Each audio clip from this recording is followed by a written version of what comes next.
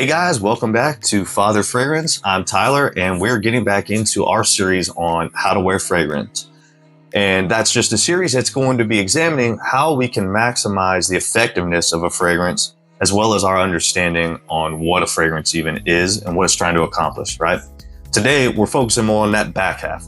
This is going to be looking at we have 4 families, and it's really 5, and we'll get into that a little more as the video goes. Different families of fragrances, and essentially what they are is a way to classify or categorize a fragrance. And it's much like a music genre. It's one of the ways I like to put it. So I'm a musician, I love music, and I like to compare this to genres of music. And what do I mean by that? It's simply that when we have a genre of music, right? If somebody tells me that a band is of, let's say, the blues genre, I have an idea of what that's going to sound like before I've even heard of them. It is the same thing for fragrances. We use these families and their classifications to make it a little easier ahead of time to get an idea of what something's going to smell like. And that makes it easier to find things whenever I'm looking for a new fragrance on whether it's going to be something I like. Am I wasting my time, right? That's all that we're going to be using that for. And this can be a very basic examination of what those families are. Okay, so sit tight, we'll jump right in and get after it. Let's get it.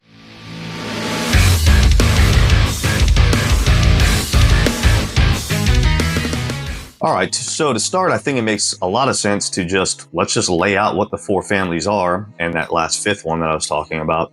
That way we can jump into those and kind of get into more detail with each.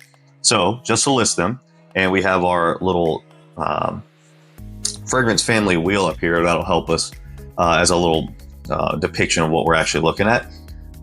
So those are going to be florals, fresh, oriental / amber, and woody notes, or fragrances, excuse me. Lastly, there's also the gourmand. You'll see that that's not in the wheel, and that's simply because it's a fairly newer kind of fragrance category, whereas these others, this wheel's been around for a few decades now. But that's typically what we use in modern fragrances to figure out what they actually are. And we'll talk about what a gourmand is as well. So there they are. We're going to jump right in and start kicking off with florals. Florals, right? All right. These are probably the more, maybe it was the original fragrance family, right? Like it's probably the first thing that perfumers used, the oils of floral, for perfumes. Now, typically when you think about florals, you're not thinking of very masculine scents. And that is kind of true for the most part. Like this is usually very floral forward or heavy floral fragrances are almost always going to be quite feminine. Okay. But there are some that are pretty masculine as well, or at least they utilize florals in the scent profile to create the overall final scent that you're going to smell once it comes out of that bottle, right? So if you see florals in a note breakdown or something like that, don't let that scare you. You might be surprised. It might actually be quite masculine still. So there's a handful I can think of, and a lot of the more masculine floral fragrances are going to be kind of like powdery, right? So they use softer florals, so that's not like overtly floral, making it very feminine, right? So a couple I can think of, like one super popular is Dior Homme. That uses a lot of iris. So you get this kind of powdery notes in it right off the top and pretty much throughout the entire dry down as well. Very, very popular. A couple others, you have Initio's Atomic Rose. That one is pretty popular. Men wear that. I guess one of them, you can do Mind Games Grandmaster. That's pretty solid. Has a lot of rose in it. There's also Amouage's Lyric Man. That's another one. A lot of floral that a lot of men like, right? That one's clearly marketed towards men, so an obvious one there. You'll notice that quite a few of these will be also, you'll see a lot of unisex where the florals will be in there and it works just fine. Like lots of men will wear that and pull them off just fine. So don't be afraid of them, right? It's just, they're not quite as common for men, right? And kind of the last thing on florals for men's fragrances, which this is what this whole channel is about, right? Is I really like to focus on the men's fragrances, is that Florals for men are typically going to be like soft florals. That's why I kind of mentioned iris, geranium, neroli is another one.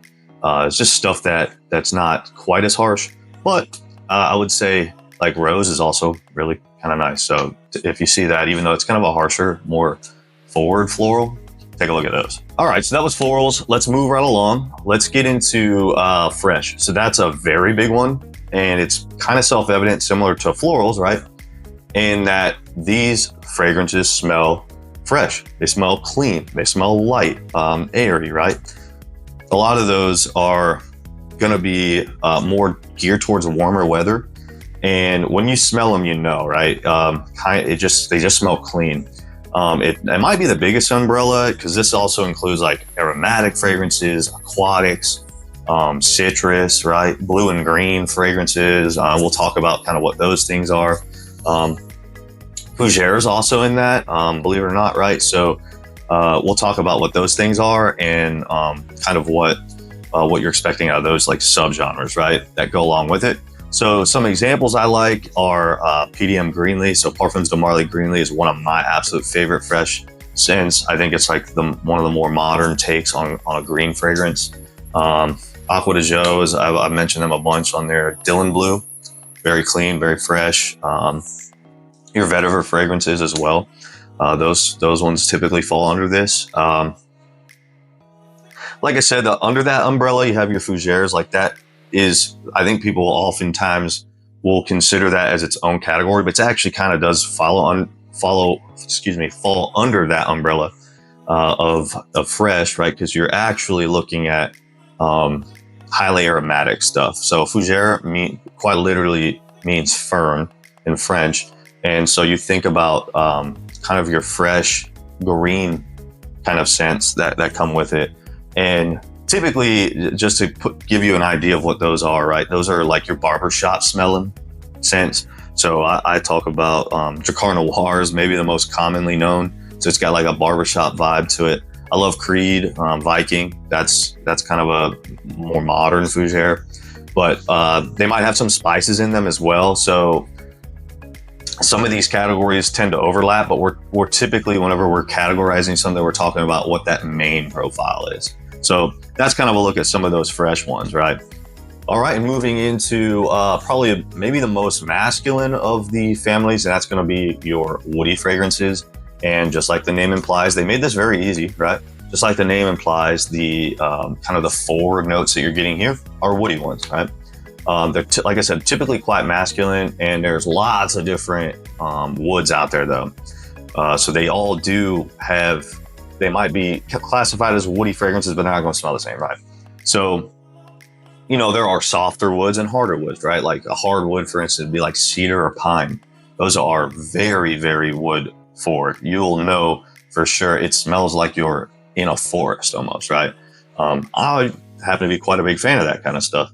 And then there are some that are a little bit softer, right? Like sandalwood or something like that. That's almost like a freshness to it, right? In a way, but still obviously woody, right? Some examples of very popular wood fragrances for men, right? Tom Ford's Oud Wood, obvious. It's got two woods in the name, right? Oud and wood, right? Oud being one of the more stronger woods as well. Burberry Hero, big fan of that one. That one's got a lot of cedar and pine, or even like pine cones to it. So very, very wood forward. It's obvious for that one as well. So Creed Ventus, believe it or not, is technically a Chypre or type fragrance, and that is another one of those that a lot of people see as its own thing, but it does fall under this. And that, because that quite literally, again, translates to another French word, right? They kind of have a monopoly on the terminology and fragrances. That one actually translates to cypress in English, right? So typically that is going to be characterized by like oak moss and patchouli scents. And Creed, although has that very bright citrusy opening with like lemon, bergamot, pineapple, all that kind of stuff, that fruity opening.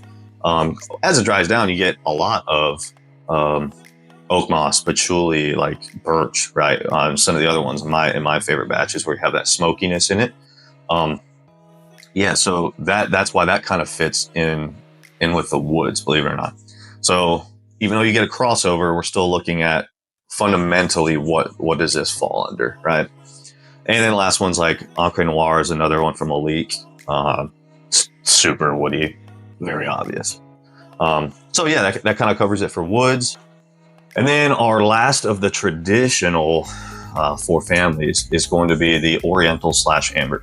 So the reason why I do those is they're Oriental was kind of the original name, but over time people have found that that's a little bit offensive, whatever. So they added Amber in there as well. You'll see either one of those. I do think you still probably see Oriental as the term most commonly used, but if you see Amber, it's the same thing. Okay.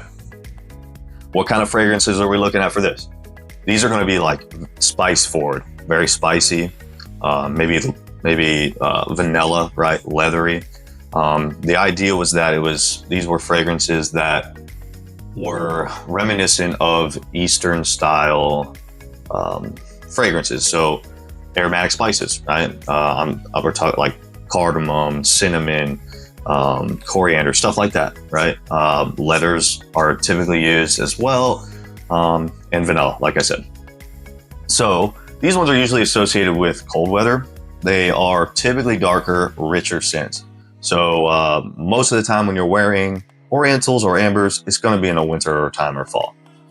When you get a very spice forward fragrance, you kind of know like this. Okay, this smells like fall. Like you think about different fall scents. Like you go to Bath and Body Works.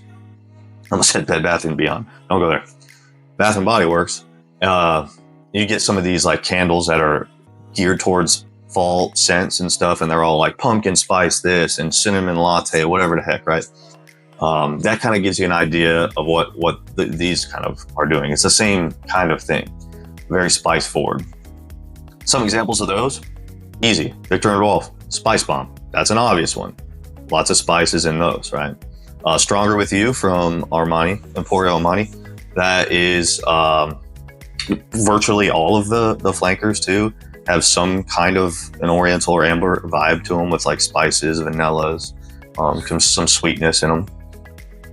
Gamra, Latafas Gamra is, and that in the both the original and Gawa as well.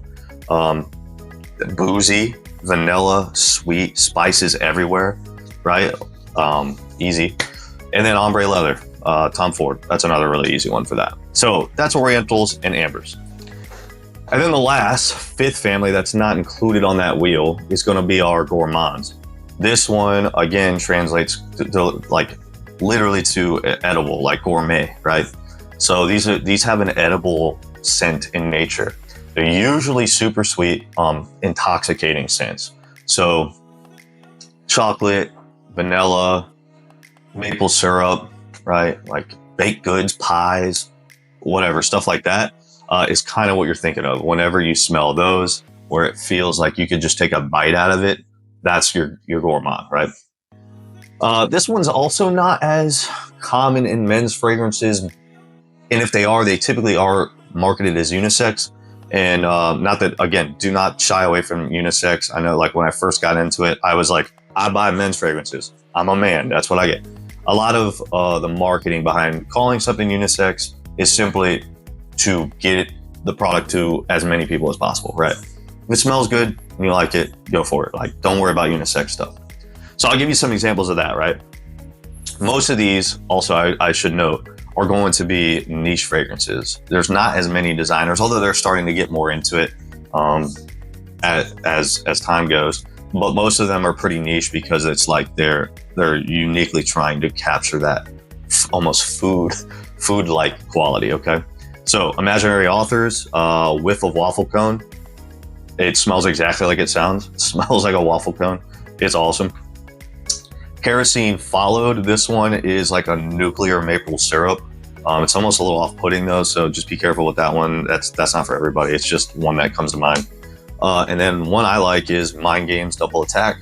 So that has a very like chocolate, almost photorealistic chocolate note in there. Which is pretty, it's pretty like intoxicating. It really draws you in. You're like, holy mackerel, I could I could just lick this thing. Now, don't be licking people when they're wearing double attack. Don't quote me as saying that that's what you should be doing. I'm just saying you kind of get this desire to just like, wow, I want to go get a dessert or something now, right? So that's going to be our gourmands, our edibles. And then just wrapping up, how do we use this? Like, what are we doing with this information, right? It's kind of what I talked about before. We're just going to utilize our knowledge of what these families kind of encapsulate and what fragrances fall under that to get an idea of when we start to figure out what fragrances we like, what family does that fall under, so I can find other fragrances similar to it. It makes shopping for fragrances, like new fragrances that you might be interested in, a little easier because you actually have a little bit of direction without just blindly going about, a department store and smelling stuff for 30 minutes when your nose is about to fall off, right? So it gives you an idea, like almost a game plan ahead of time. Keep in mind, this is a very basic overview of this stuff. Like even within the families, you can see there's subgenres cut down into them. I didn't get into that too much just because I did want to keep this as basic as possible, and mostly because once you really get down into the weeds, it's not that helpful, in my opinion. Like, the overarching stuff really does help, but once you start getting into the really finer details, it doesn't get super helpful because you're getting into things that you can't really pick up without going to smell, okay? So that's my last bit of advice on this front, is at the end of the day, whether something falls under a certain family or not, I do still recommend going to smell whatever fragrance you're looking at purchasing. I've already mentioned this before. I do not recommend blind buying virtually ever, with the very small exceptions of what we call like blind buy safe stuff, mass appealers, right? When it's all said and done, you just got to go find the things that you like, right? Go smell them. If they smell good to you, that's great. Don't be like, okay, this one, my favorite scent of all time is a woody fragrance. This isn't that, so I can't buy it. No, at the end of the day, you just find the things that you like. This is just going to help you go find the ones that you might want to discover. Make it a little easier for you, okay? Thanks again for stopping by Father Fragrance. Again, I'm Tyler. I really appreciate you guys taking the time to watch this video. And I really do hope that this has helped you in some way kind of understand what fragrances are all about just a little bit better. If it didn't help you, I'm sorry, but I thank you so much for sticking around. With that being said, as always, if there's anything I could have done better, or if there's a question that you have, please let me know in the comments. I'll go down there, address it as soon as I get it. Again, super thankful for you guys coming by. Stay smelly, y'all. God bless.